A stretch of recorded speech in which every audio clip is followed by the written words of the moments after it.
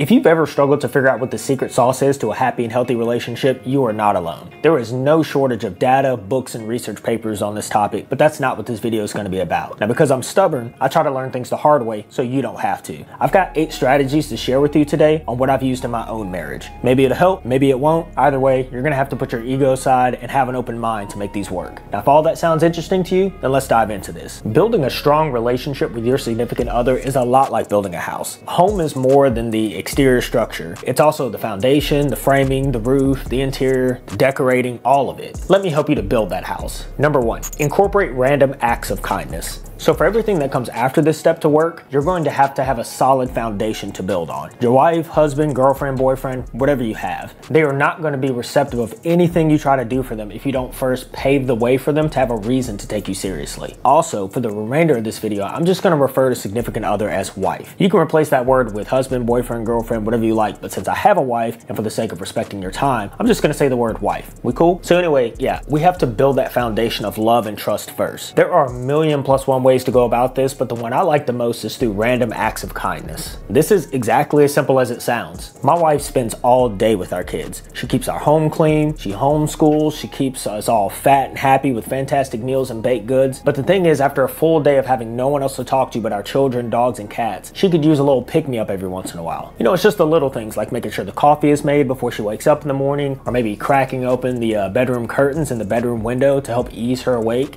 taking care of the dishes after dinner, or surprising her with her favorite chocolates, are all things that I can do to bring a smile across that smoldering face every now and again. Now, to all my men out there, if you have kids and your wife spends all day with them, do her a favor and give her a break every now and again. Let her have some time alone with her friends, completely kid-free. It doesn't matter what you come up with, as long as you do something. You know, nothing that I've mentioned so far is difficult, expensive, or time-consuming. Random acts of kindness are pretty low effort, but they can yield big results. Number 2, be present and an active participant. Fellas, I get it. After a long day of work, the only thing you've got on your mind is getting changed and slumping into the couch for the evening. I hate to break it to you, but those random acts of kindness aren't going to be enough for her. They were just the foundation, remember? You can't live in a foundation. You got to frame out the house next. And you do that by not only being present, but by also playing an active role in her life. Let me be clear, I get it that you're tired. You drank too much the night prior, you slept like crap, you worked a thankless job, dealt with horrible coworkers, bosses, or customers, you got stuck in traffic on the way home from work, and the first thing you were greeted to when you walked through the door is, "Hey babe, the dishwasher's acting up again." I never said any of this was going to be easy. Just start small. Instead of immediately turning on that football game, maybe ask her how her day was. Find out if she wants to do anything later tonight. Help her to get dinner ready. Go for a walk together. Or watch a show or movie together. I'm not saying that you have to do this every day, but every once in a while, if you can show her that the first thought when you walk through that door is on her instead of that TV, well, you will have now just added another piece of framing to the house that you're building together. Number 3, generate a safe, expressive environment. You know, I'm sure all of you right now are thinking, you know, at some point, he's got to mention being an active listener. And yes, that is coming, but we're not quite there yet. I mean, why would I be? We can't be an active listener if there's nothing to listen to. And she's not gonna talk to us until she feels safe and secure enough to do so. We have to provide some overhead cover, and this is where our home gets the roof put on it. And just like how our roof provides shelter from elements, a safe and expressive environment allows for her thoughts, concerns, dreams, goals, ambitions, fears, and insecurities to all just come pouring out. And none of that is gonna happen if you don't make it clear that she's allowed to do so without a negative outcome. Now, like most of my advice, I like to keep things direct and to the point. For example, a few weeks back, I started to notice that my wife was acting a little off. You know, it was subtle, but I did notice. I let this go on for about 2 weeks before I directly addressed it. And we went off for a walk together, just the two of us, and I told her that I've been noticing this for the past few weeks. Now, I made it clear that if something was bothering her, we could talk about it. No matter what it was, she could talk to me. I wasn't gonna get upset, I wasn't gonna take it personally. I was there for her and ready to talk if she was ready. You have to provide her with that overhead cover. Within her thoughts, she's been walking alone in the rain. It's up to you to do your part. Get that roof built and get her out of the rain. Number 4, be an active listener. So we have now established a safe place to allow judgment-free discussion to occur. Time to do more work on the house and install some of that electrical and plumbing. And just like how electrical and plumbing in our homes moves the essentials around the house, becoming an active listener also acts as the lifeblood for a relationship. If you're looking for some textbook definition of what it means to be an active listener, this is not the video for you. What I'm going to do is to tell you what I think it means to be an active listener and how you can use it to help your own relationship. Now, to me, an active listener is when you're in a conversation and not waiting for your turn to speak. Yes, in typical Nick Davis fashion, this is an overly simplistic definition, but it's a lot deeper than you think. The problem with typical conversation is we only listen to roughly half of what we're hearing because we are waiting for our chance to respond. This isn't what your wife needs at the moment. Sure, she might be coming to you for advice, doubtful, but even if she's coming to you for advice, you won't fully understand the full scope of her concerns if you only get half of the information. Let her finish her thoughts. The only time you should be speaking is when you don't fully understand what she's saying. If something is unclear, ask her to rephrase the thought or question. You need to get the full story before you can respond. Let the conversation flow freely throughout your home. And most importantly, number 5, don't be insecure. Yes, don't discount the fact that maybe what she wants to talk about is you. Maybe you're part of the problem. Maybe she's worried about how you'll react. Maybe she feels like she's walking on eggshells trying to have this discussion with you. Not being insecure is like laying down clean, fresh flooring within your home. Keeping an open mind allows your wife to walk wherever she pleases within your home together. Your insecurity about your looks, your sex life, her previous relationships,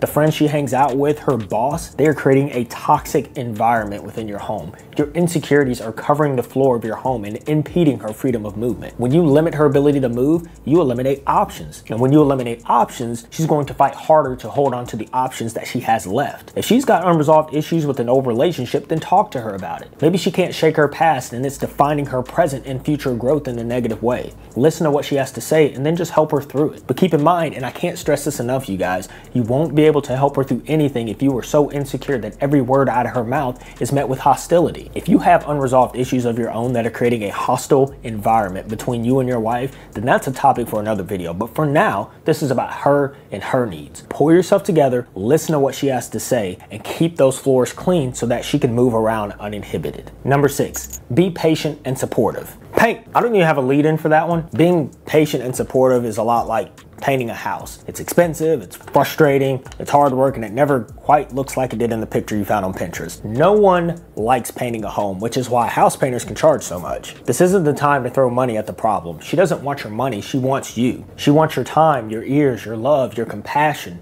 She wants you to be there for her. While she's working through all of it and processing everything you've discussed together, you have to be available and accommodating. So what does this look like in practice?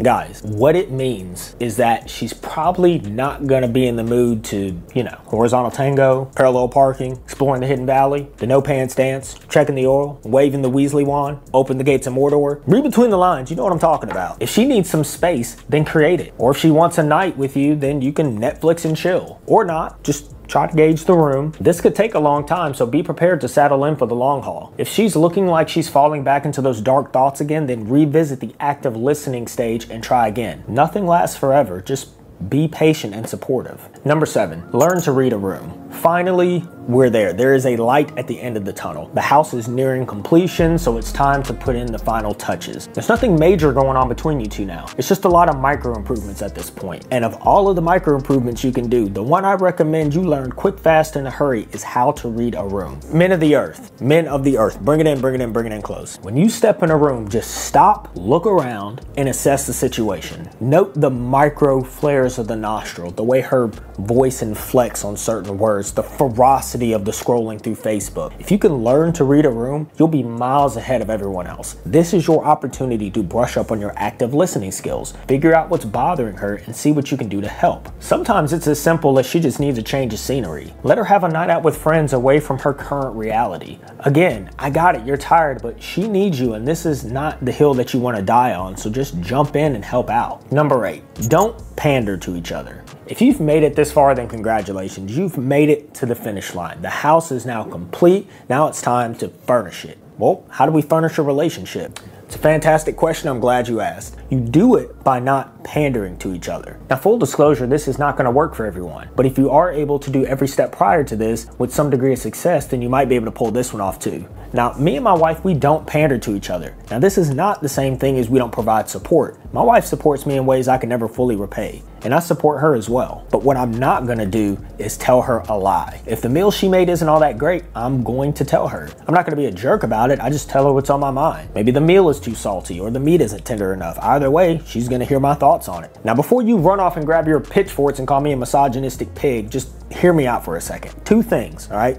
2 things. 1, She would do the same thing to me. I promise you that she does. And I'm okay with that because of number 2. We don't learn and grow by lying to each other all the time. Think about it. If your wife makes you a meal that you don't like and you lied to her saying that you do like it, then she's gonna make that same meal for the next 10 years. Then one day she's gonna catch you at a moment of weakness and you're gonna flip out over that meal that you've been pretending to like for the last 10 years. Now yes, that's a ridiculous exaggeration, but this applies to anything that you can think of. If my wife buys a new outfit and she wants to know if I like it or not, I tell her to her face, I don't like it if that's how I feel. Now that sounds mean, but I'm only trying to help. If I don't like it, then chances are someone else won't like it either. And the moment she walks out that door thinking she looks cute and someone other than me makes her feel insecure about what she's wearing, well, then it's game over at that point. Instead of lying to her, I'd rather help her work through the problem. I'd rather help her find an outfit that does work with how she's feeling that day. Instead of lying to her, I'm helping her to find meaningful ways to feel better by herself. Now I can beat this one to death, but half of y'all have already written me off as a misogynistic magnate of monstrous proportions, so we're just gonna move right on to the bonus tip. Secure your doors. Do you go to bed at night without locking your doors? Some of you probably do, but most of you, not so much. We lock our doors at night to protect ourselves from unwanted outside influences, and the same is true for your relationship. Protect your marriage from outside influences by locking your doors. The easiest way to keep yourself out of trouble is to avoid it altogether. If you feel like you could be tempted walking into someone else's home, then don't go. You know, someone once told me, and I don't know who it was, but someone once told me that we love someone for the 90%, but we leave them for the 10%. Now, what does that mean? It means we tend to fall in love with how someone looks, how they smell, their personality, their hobbies, and quirky qualities. That's that 90% I'm talking about. But when things get hard between you two, then you fixate on the 10% of things that we don't like about them. Maybe you start noticing that little bit of extra weight gain, the skin starts to change, energy levels dwindle, they have habits and quirks that drive you nuts. This 10% somehow overshadows the 90% of good qualities that made us fall in love with them in the first place. Things are going to get hard, and when they do, you need to reflect on that 90% and be sure to lock your doors at night. At every major turning point in my life, I can point to a moment that changed everything for me. But there has never been a more dramatic influence in my life than that of my loving wife, Lindsay. Now, I'm not saying that she didn't have her own emotional demons of her own to deal with, but the fact that she was able to put up with my crap for so long is award worthy. As a young, broken-hearted pair, we were somehow drawn to each other, and somehow we managed to fight and claw our way